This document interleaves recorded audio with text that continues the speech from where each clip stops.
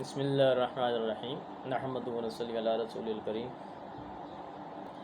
عزیز طلبہ، ہم تعارف حدیث پڑھ رہے ہیں اور اس میں میں نے آپ کو پہلے حدیث کی اقسام پہلے بھی بتائی تھیں، قولی، فعلی اور تقریری۔ آج ہم نے جو حدیث کی اقسام پڑھنی ہے یہ مختلف لحاظ سے پڑھنی ہے۔ نمبر ایک ہے صحت اور ضعف کے اعتبار سے، پھر آگے اس کی اقسام ہے۔ دوسرا راویوں کی تعداد کے اعتبار سے، تیسرا ہے سند کے اعتبار سے۔ تو مختلف انداز سے حدیث کی اقسام بیان کی گئی ہیں۔ اس کی آج تھوڑی سی تفصیل، یعنی حدیث جو ہے وہ کس درجہ کی ہے، ٹھیک ہے، مراد یہ ہے تقریباً۔ تو اور اس پر محدثین نے بہت بڑی محنت کی ہے کہ آپ صلی اللہ علیہ وسلم کی جو احادیث ہیں، اور آپ صلی اللہ علیہ وسلم کی احادیث تو لاکھوں کی تعداد میں بنتی ہیں، ٹھیک ہے، تو اب ان کو درجہ بندی کی گئی ہے احادیث کی، کہ تاکہ پوری امانت کے ساتھ آپ صلی اللہ علیہ وسلم کے فرامین امت کی اگلی نسل تک پہنچائے جائیں۔ اس کے لیے محدثین نے عمریں اپنی صرف کر دی ہیں، پوری زندگیاں یعنی فنا کر دی ہیں اس حدیث کی حفاظت کے لیے۔ قربان جائیں ان پر، ان کا ہمارے اوپر اور امت پر بہت بڑا احسان ہے، جنہوں نے یہ اصول وضع کیے ہیں حدیث کی حفاظت کے۔ تو سب سے پہلے آتی ہے حدیث کی اقسام میں سے صحت اور ضعف کے اعتبار سے حدیث کی اقسام۔ تو اس میں تین اقسام ہیں۔ نمبر ایک ہے صحیح، نمبر دو حسن، نمبر تین ضعیف۔ تو صحت اور ضعف کے اعتبار سے سب سے پہلی جو حدیث کی قسم ہے وہ ہے صحیح۔ صحیح کون سی حدیث ہے؟ وہ حدیث جس کی سند راوی سے لے کر رسول کریم صلی اللہ علیہ وسلم تک متصل ہو، یعنی شروع سے آخر تک سند کا سلسلہ کہیں ٹوٹنے نہ پائے اور راویوں کی کوئی کڑی غائب نہ ہو، سب راوی جانے پہچانے ہوں اور صدق مقال ہوں، سچ بولنے والے ہوں، اور یہ جو روایت ہے یہ کسی اور حدیث کی مخالف نہ ہو، اور کوئی پوشیدہ سبب اور طعن اس میں موجود نہ ہو، ہر لحاظ سے یہ قوی حدیث ہو۔ تو یہ کون سی حدیث کہلائے گی؟ صحیح۔ اب اس کی آگے دو مختصر چھوٹی سی اقسام ہیں۔ نمبر ایک ہے صحیح لذاتی ہی، اور نمبر دو ہے صحیح بغیری ہی۔ صحیح لذاتی ہی کون سی ہے؟ کہ اگر راوی میں اوصاف صداقت اور عدالت درجہ کمال میں ہوں، ٹھیک ہے، صادق و امین ہوں، کمال درجہ کے، تو اسے صحیح لذاتی ہی کہیں گے۔ اور صحیح لغیری کون سی ہوگی؟ کہ اگر یہ اوصاف ناقص ہوں مگر کسی طرح کی تلافی ممکن ہو، تلافی ہو جاتی ہو، تو اسے صحیح لغیری سے تعبیر کرتے ہیں۔ نمبر دو ہے حسن۔ حسن یہ حدیث صحیح اور ضعیف کے درمیان ہوتی ہے۔ ضعیف ہم بعد میں پڑھیں گے، یعنی جس میں صحیح کے اوصاف نہ پائے جائیں وہ ضعیف ہے۔ تو حسن کون سی ہے؟ صحیح اور ضعیف کے درمیان کی حدیث ہوتی ہے، ٹھیک ہے۔ اب اس کی بھی اسی طرح دو اقسام ہیں، حسن لذاتی ہی اور غیری ہی۔ لذاتی کون سی ہے؟ جس رد و قبول کے اوصاف مساوی ہو مگر کوئی خارجی قرینہ اس کے قبول کا متقاضی ہو۔ اور حسن غیری ہی جس میں صحیح کی تمام شرح موجود ہیں لیکن حفظ و ضبط کی کمی ہو۔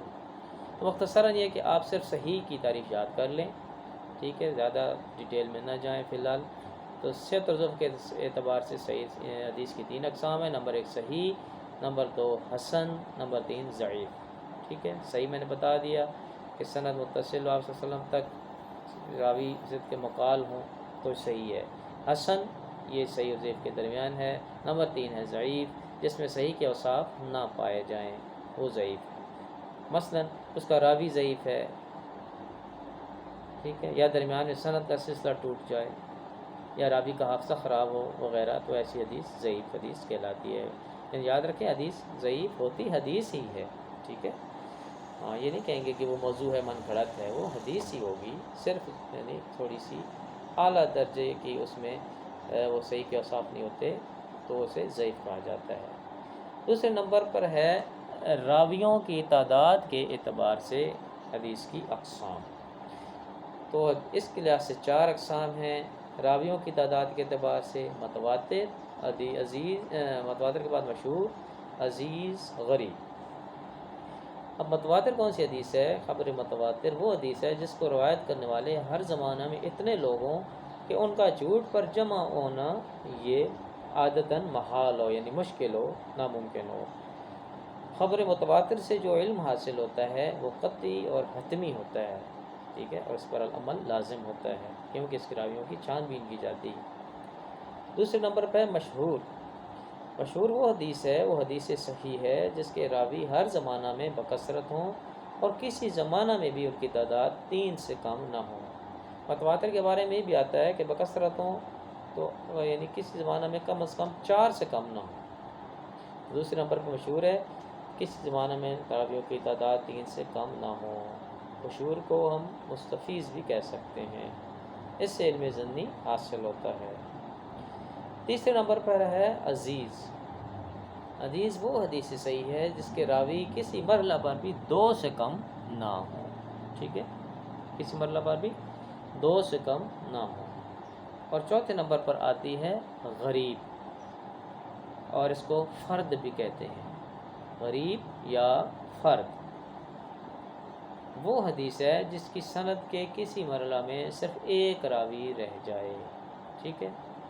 اب اگر سند کے ہر مرحلہ میں ایک ہی راوی ہو تو اسے فرد مطلق کہیں گے، اور کسی ایک مرحلہ میں ایک راوی رہ جائے تو اسے فرد نسبی کہیں گے۔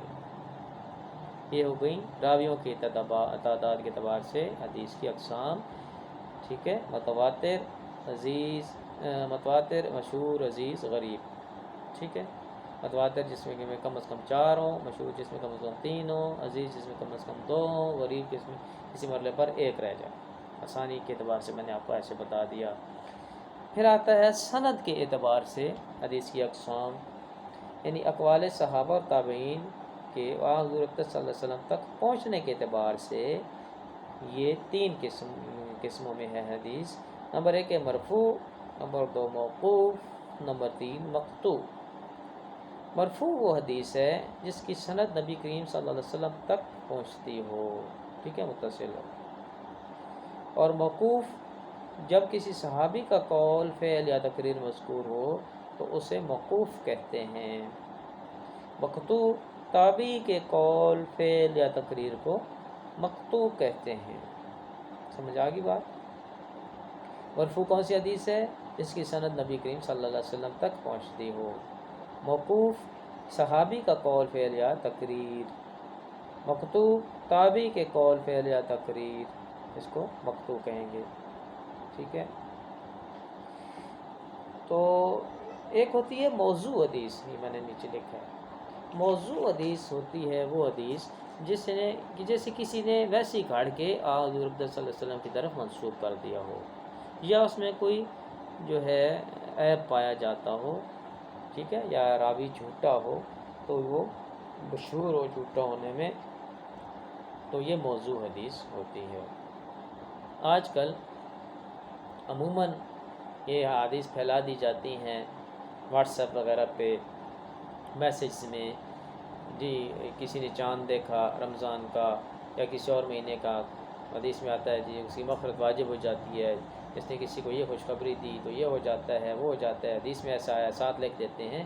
یاد رکھیں آپ صلی اللہ علیہ وسلم کا فرمان ہے کہ جس نے مجھ سے کوئی ایسی بات منسوخ کی جو میں نے نہیں کہی تو اپنا ٹھکانہ فلیتبوأ مقعدہ من النار، تو وہ اپنا ٹھکانہ جہنم میں بنا لے۔ اس لیے حدیث کو بیان کرنا یہ بہت بڑی یہ نازک کام ہے، حتیٰ کہ ہم عربی میں بھی علماء سے حدیث سنتے ہیں تو آخر میں کہتے ہیں او کما قال علیہ الصلوۃ والسلام، ٹھیک ہے۔ اس لیے حدیث کا حوالہ موجود ہو تو پھر اسے آگے پھیلانا چاہیے، ورنہ جو ہے اس کی خوب یعنی تحقیق کرنی چاہیے۔ پھر آتا ہے حدیث میں فرق مراتب۔ سب سے مقبول ترین اور اعلیٰ درجے کی حدیث وہ ہے جو سائے ستہ کی سب کتابوں میں موجود، ٹھیک ہے، 6 کتاب جو ہے نا مشہور سائے ستہ۔ اور دوسرے درجے کی حدیث وہ ہوگی جسے بخاری مسلم، جسے صحیحین بھی ہم کہتے ہیں، صحیح بخاری اور صحیح مسلم، ان دونوں نے روایت کیا ہو تو یہ دوسرے درجے کی ہے۔ تیسرے درجے کیا ہے کہ جسے صرف امام بخاری نے روایت کیا ہو۔ چوتھے درجے کیا ہے جس کو صرف امام مسلم نے روایت کیا ہو، ٹھیک ہے۔ 5ویں نمبر پر وہ حدیث ہے جس سے صحیحین کے علاوہ بقیہ سائے ستہ نے راوی کیا ہو۔ اور چھٹے درجے پر جس سائے ستہ کے علاوہ دیگر محدثین نے روایت کیا ہو۔ اللہ تعالیٰ ہمیں صحیح سمجھنے اور عمل کی توفیق عطا فرمائے۔